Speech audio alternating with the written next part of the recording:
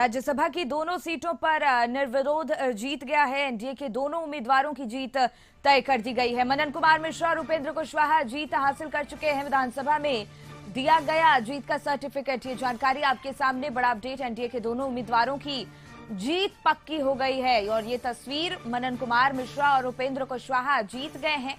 NDA के दोनों उम्मीदवारों को जीत मिली है। माननीय मुख्यमंत्री जी, अमित शाह जी, नड्डा साहब सहित एनडीए घटक दल के तमाम नेताओं का हृदय से धन्यवाद ज्ञापित करते हैं। और यह जो अवसर मिला है सदन में उन सवालों को फिर से मजबूती से उठाने का, जिन सवालों को हम पहले भी उठाते रहे हैं, जिसमें शामिल है बिहार जैसे राज्यों के लिए शिक्षा का सवाल, स्वास्थ्य का सवाल, नौजवानों के लिए रोजगार का सवाल, और जो वंचित समाज के लोग हैं, दलित समाज के लोग, अति पिछड़े समाज के लोग, या सामान्य जाति के भी जो गरीब लोग हैं, उनके बच्चों के लिए सुप्रीम कोर्ट और हाई कोर्ट में जज बनने का जो रास्ता बंद है, उस रास्ता को फिर से कैसे खोला जा सके, इन तमाम सवालों पर हम पहले से बात करते रहे। सदन में जाकर इन सवालों को फिर से उठाने का एक बड़ा अवसर मुझको मिला है। तो प्रसन्नता की बात है कि एनडीए के दोनों उम्मीदवार निर्विरोध निर्वाचित हो गए। वैसे मतों का समीकरण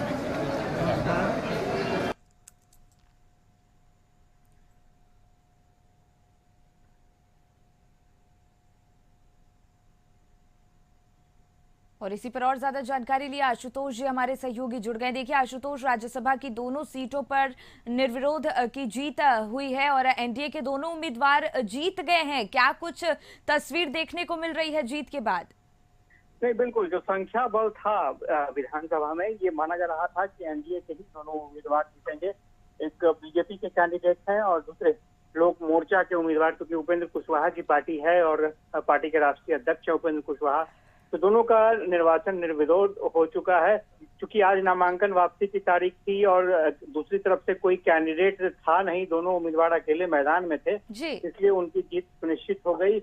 और बहुत ही सोच समझ करके एनडीए की तरफ से दोनों नेताओं को उम्मीदवार बनाया गया था। चूंकि अगर उपेंद्र कुशवाहा की बात करें तो उपेंद्र कुशवाहा को पहले ही पार्टी ने एश्योर किया था कि उन्हें राज्यसभा भेजा जाएगा। बीजेपी ये चाहती थी, बीजेपी की सीट थी, बीजेपी ने उपेंद्र कुशवाहा को नॉमिनेट किया और जेडीयू की तरफ से इस पूरे मामले पर मुहर भी लगा दी गई उपेंद्र कुशवाहा के नाम पर। तो स्वाभाविक तौर पर उपेंद्र कुशवाहा का जाना तय था। और दूसरी तरफ मनन कुमार मिश्रा का नाम पार्टी ने लाकर सबको चौंका दिया था। बीजेपी चाहती थी कि न्यायपालिका और सरकार दोनों के बीच में बेहतर संबंध बने और खुद मनन मिश्रा ने इस बात को स्वीकार किया है कि सरकार और न्यायपालिका के बीच में बेहतर सामंजस्य स्थापित करने के लिए ही उन्हें पार्टी ने उनको बड़ी जिम्मेवारी सौंपी है और वो इस पर खरे उतरेंगे। तो दोनों उम्मीदवारों ने अपना अपना सर्टिफिकेट दिया है और मुख्यमंत्री नीतीश कुमार से भी उनकी मुलाकात होनी है और उसके बाद फिर आगे की रणनीति पर दोनों जुटेंगे। चूंकि उपेंद्र कुशवाहा ने साफ तौर पर कहा है कि जो आवाज पहले उठाते रहे थे दलित, वंचित, शोषित और न्यायपालिका में कॉलेजियम सिस्टम को लेकर के, आगे भी सदन में वो ये आवाज उठाते रहेंगे। और मनन मिश्रा ने ये भी कहा है कि आने वाले समय में, क्योंकि विधानसभा के चुनाव भी होने वाले हैं और सदस्यता अभियान भी पार्टी की चलनी है, तो ऐसे में बीजेपी और कितनी मजबूत हो सकती है ये उनकी कोशिश होगी।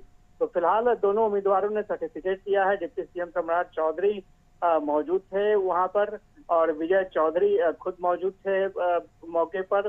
तो सामूहिक रूप से ये एनडीए के उम्मीदवारों ने सर्टिफिकेट लिया है और कह सकते हैं कि ये बीजेपी या फिर एनडीए के लिए ये बड़ी उपलब्धि होगी, क्योंकि एक जो सीट थी वो मीसा भारती की सीट थी और उस पर अब एनडीए के उम्मीदवार सदन में जीत कर गए हैं। जी बिल्कुल आशुतोष, बहुत बहुत धन्यवाद आपका तमाम जानकारी हम तक पहुंचाने के लिए।